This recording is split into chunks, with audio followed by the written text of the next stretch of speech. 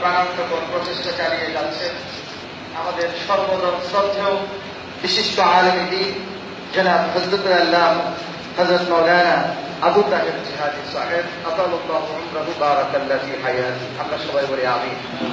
মঞ্চে উপবিষ্ট প্রধান মেহমানবৃন্দ, হাজরাত উলামায়ে কেরাম, আমি আপনাদেরকে রাসূলের শিখানো পদ্ধতি অনুযায়ী শুভেচ্ছা জানাচ্ছি। আসসালামু আলাইকুম ওয়া রাহমাতুল্লাহি ওয়া বারাকাতুহু। আল্লাহ পাক রব্বুল আলামিন কুরআনুল কারীমে বলেছেন, শাহরু রমাদানাল্লাযী উনজিলা ফীহিল কুরআন হুদাল লিন-নাস ওয়া বাইয়িনাতিন মিনাল হুদা ওয়াল ফুরকান। রমজান মাস, এই মাসে আল্লাহ পাক কুরআনুল কারীমকে নাযিল করেছেন কি জন্য? মানব জাতির হেদায়েতের জন্য, সত্য এবং মিথ্যার মধ্যে পার্থক্য সৃষ্টি করার জন্য। যে কিতাব, সেই কিতাব কুরআনুল কারীম এই রমজান মাসে নাযিল করা হয়েছে। আজকে সেই রমজান মাস চলছে।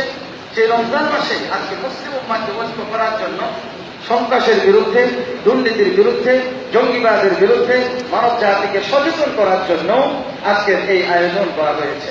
আল্লাহ পাক রব্বুল আলামিন কুরআনুল কারীমে বলেছেন, ওয়াতাসিমু বিহাবলিল্লাহি জামিআন ওয়া লা তাফাররাকু। তোমরা ঐক্যবদ্ধভাবে আল্লাহর রজ্জুকে ধারণ করো।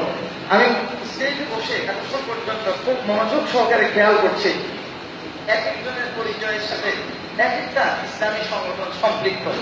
এতগুলো সংগঠনের নেতৃবৃন্দ আলহামদুলিল্লাহ একই স্টেজে এসে বসে গেছেন।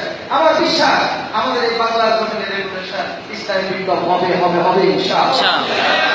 এই জন্য প্রয়োজন আমরা যারা ঐক্যবদ্ধ হয়েছি, আমরা কুরআনুল কারীমের সূরা আলে ইমরানের এই আয়াত দ্বারা ওয়াতাসিমু বিহাবলিল্লাহি জামিআন ওয়া লা তাফাররাকু। তোমরা ঐক্যবদ্ধভাবে আল্লাহর রজ্জুকে ধারণ করো, ওয়া লা তাফাররাকু, তোমরা পরস্পর বিচ্ছিন্ন হয়ো না। আমরা আল্লাহর রজ্জুকে ধারণ করেছি, আমরা করব, এবং এই ধারণ করা অবস্থায় আমরা থাকতে চাই। আমরা কেউ বিচ্ছিন্ন হতে চাই না ইনশাআল্লাহ। ঠিক কিনা বলুন? যদি মণ্ডলী, আলোচনার সময় একেবারেই কম। আমি রাসূল কারীম সাল্লাল্লাহু আলাইহি ওয়াসাল্লামের একটা হাদিসের উদ্ধৃতি দিয়ে কথা বলতে চাই। قال رسول الله صلى الله عليه وسلم المسلم من سلم المسلمون من لسانه ويده। হুজুর পাক সাল্লাল্লাহু আলাইহি ওয়াসাল্লাম বলেছেন, সেই হচ্ছে প্রকৃত মুসলমান যার হাত থেকে এবং যার জবান থেকে কোন মানুষ, কোন মুসলমান নিরাপদ। তাহলে আমরা যারা মুসলমান, আমাদের মুসলমানের হাত দিয়ে, মুসলমানের জবান দিয়ে আমরা যদি কোনো মুসলমান বা অন্য কোনো মানুষের কোনো ক্ষতি কি করতে পারি? ক্ষতি করতে পারি না। আমাদের পূর্ববর্তী একজন আলোচক বলেছে, আমি সেই রেফারেন্সটা দিয়ে কথা শেষ করে দিচ্ছি। শুধু মণ্ডলী, মসজিদের মধ্যে জুতা চুরি করার জন্য কোনো মুসল্লি যায় না। মসজিদের মধ্যে জুতা চোর মুসল্লি ভেসে যায়।